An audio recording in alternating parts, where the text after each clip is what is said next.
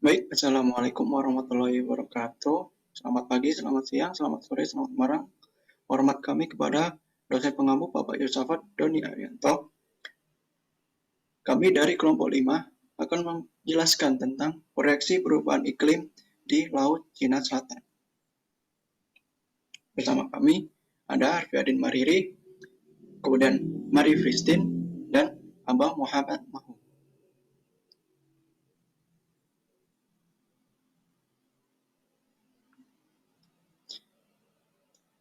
Untuk quotes pada kali ini adalah "The Earth is what we all have in common."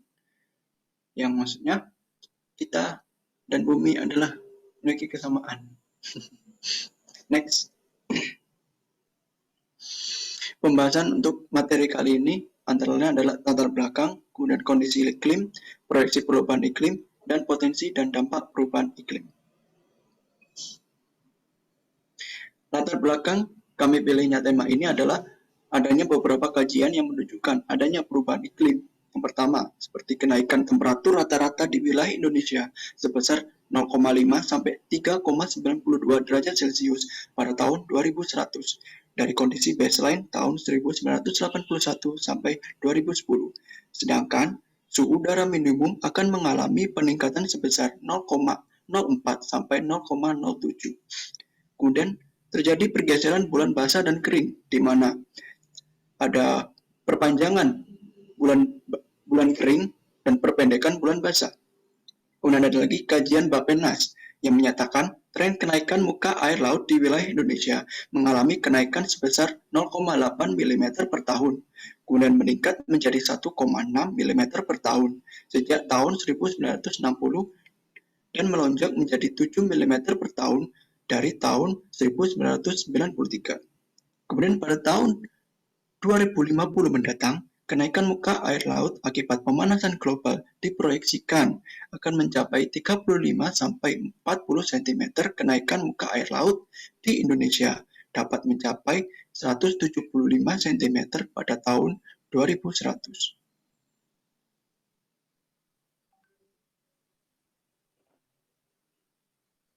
Perubahan iklim akan memberikan dampak pada berbagai sektor kehidupan, sehingga diperlukan upaya adaptasi pada masyarakat.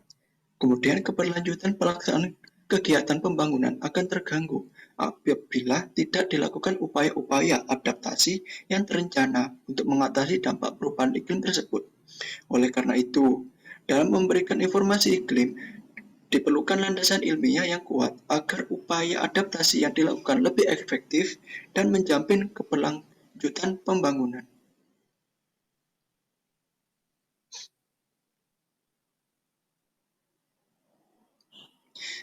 Skema penggerak, dampak, dan respon iklim memiliki dua faktor, yaitu sistem bumi dan sistem manusia yang saling berkaitan. Dalam sistem bumi sendiri, terjadi ada lain climate change atau perubahan iklim, dan pada sistem manusia diperlukan adanya sebuah mitigasi dan adaptasi agar kedua sistem ini saling berkelanjutan.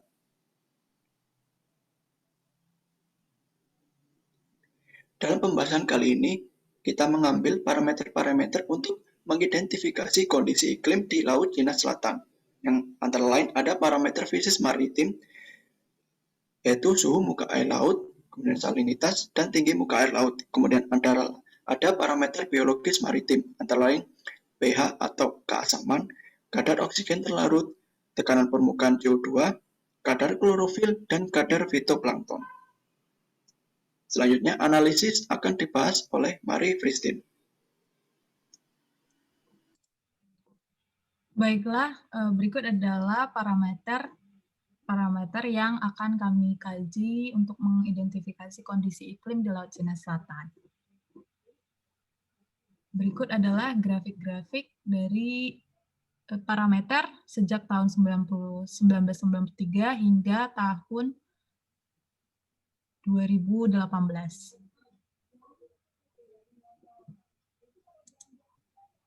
Yang pertama adalah SST. Kita tahu bahwa SST adalah suhu permukaan air laut. Dari grafik kita melihat bahwa terjadi peningkatan yang perlahan-lahan sejak tahun 1993 sampai 2019. Rata-rata SST di Laut Cina Selatan sejak 1993 sampai 2019 adalah 27,75 derajat Celcius. Sedangkan 5 tahun terakhir adalah 28,5 derajat Celcius. Maka terjadi peningkatan suhu muka laut sebanyak 1 derajat sejak 5 tahun terakhir. Dan trennya itu meningkat. Berdasarkan gambar ini, kita dapat melihat bahwa peningkatan yang terjadi signifikan adalah di daerah pesisir. Yang kedua adalah salinitas. Salinitas adalah tingkat garam di dalam laut. Berdasarkan grafik, kita lihat bahwa trennya terus menurun. Rata-rata salinitas di Laut Cina Selatan tahun 1993 sampai 2019 adalah sebesar 0,0275. Secara umum, rata-rata salinitas tahun 2015 sampai 2019 terhadap 1993 sampai 2019 tidak terlalu signifikan perbedaannya. Namun berdasarkan grafik, salinitas menurun. Kemudian adalah SSH, yaitu tinggi muka laut. Berdasarkan grafik, sea surface height atau tinggi muka laut selama 30 tahun di daerah Laut Cina Selatan itu meningkat, terutama di daerah pesisir. Rata-rata tinggi muka laut di Laut Cina Selatan tahun 1993 sampai 2019 adalah 0,6 meter. Sedangkan 5 tahun terakhir adalah 0,7 meter. Ini mengindikasikan terjadi peningkatan rata-rata sebanyak 0,1 meter atau 100 cm. Kemudian pH. pH adalah tingkat keasaman dari laut. Berdasarkan grafik, terjadi penurunan pH secara signifikan, yang berarti terjadi pengasaman laut. Di mana rata-rata pH di Laut Cina Selatan tahun 1993 hingga 2019 adalah 8. Sedangkan 5 tahun terakhir adalah 7,98. Penurunan memang tidak terlalu signifikan, namun berdasarkan grafik, pH terus menurun.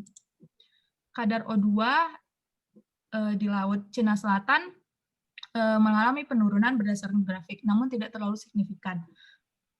Di mana tahun 1993 hingga 2019, kadar O2 adalah 211,5 mmol per meter kubik, sedangkan 5 tahun terakhir adalah 210 mmol per meter kubik. Kemudian tekanan CO2. Tekanan CO2 ini adalah menggambarkan seberapa banyak aliran kecepatan transmisi CO2 di laut. Dapat dilihat pada grafik bahwa terjadi peningkatan terus-menerus tekanan CO2 di permukaan laut, Laut Cina Selatan, di mana tahun 1993 hingga 2019 tekanannya adalah 48 dan 5 tahun terakhir itu 49,5. Meningkatnya tekanan CO2 dan mengurangnya kadar O2 ini mengindikasikan bahwa terjadi pencemaran air laut yang dapat mungkin disebabkan oleh perubahan iklim atau dapat mungkin menyebabkan perubahan iklim di masa depan. Kemudian kadar klorofil di Laut Cina Selatan mengalami penurunan juga berdasarkan grafik, namun tidak terlalu signifikan. Kadar fitoplankton di Laut Cina Selatan itu juga terlihat menurun.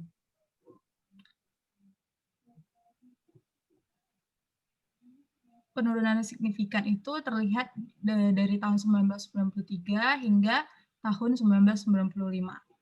Penurunan kadar fitoplankton ini juga dibarengi oleh penurunan kadar klorofil. Hal ini menyebabkan dapat mengindikasikan bahwa berkurangnya biota-biota laut di Laut Cina Selatan. Kemudian untuk penjelasan berikutnya adalah akan dijelaskan oleh rekan kami Bang Mahu. Baik, terima kasih Saya akan menjelaskan tentang proyeksi perubahan iklim yang terdiri dari satu.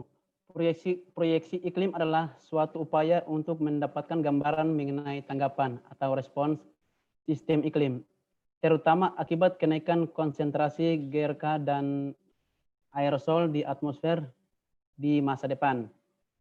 Kemudian proyeksi iklim merupakan hasil simulasi model iklim global, di mana sangat tergantung kepada skenario peningkatan konsentrasi GRK di atmosfer berdasarkan asumsi perkembangan kondisi sosioekonomi global serta teknologi utama yang mendukungnya. Berikutnya, di dalam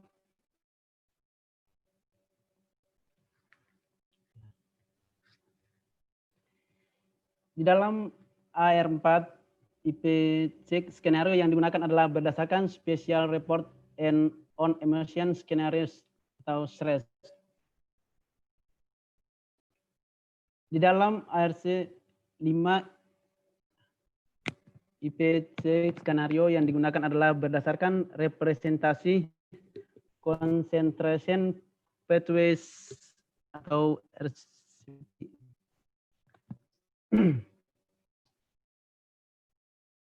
Next.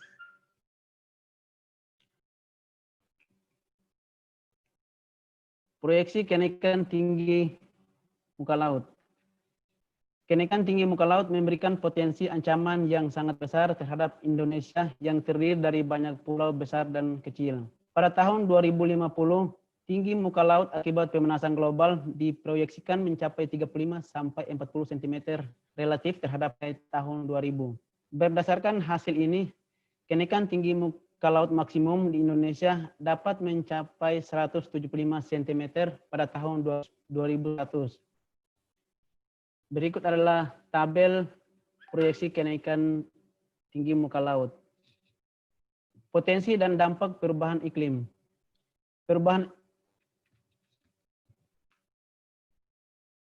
Next. Potensi dan dampak perubahan iklim. Perubahan iklim menyebabkan perubahan pada indikator-indikator iklim seperti suhu permukaan, curah hujan, suhu permukaan laut, tinggi muka laut, pengasaman laut, serta kejadian iklim dan cuaca ekstrim.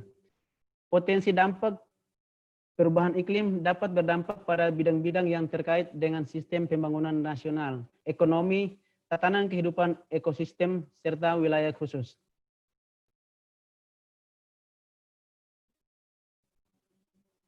Dampak perubahan iklim di Indonesia. Meningkatnya kejadian iklim ekstrim, yakni meningkatnya kejadian ENSO, baik berupa La Nina maupun El Nino. Penurunan ketersediaan air, perubahan produktivitas tanaman, hilangnya keanekaragaman hayati, khususnya biota laut akibat pasar laut.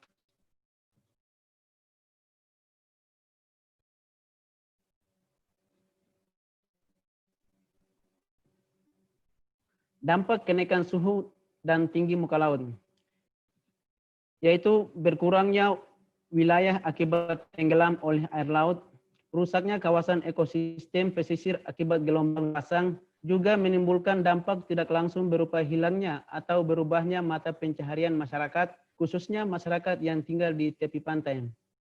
Berkurangnya areal persawahan dataran rendah di dekat pantai yang akan berpengaruh terhadap ketahanan pangan, gangguan transportasi antar pulau, serta rusak atau hilangnya objek wisata pulau dan pesisir. Demikian presentasi dari kelompok 5, kurang lebihnya kami mohon maaf. Akhir kata, wabillahi taufiq wal hidayah. Wassalamualaikum warahmatullahi wabarakatuh. Salam iklim.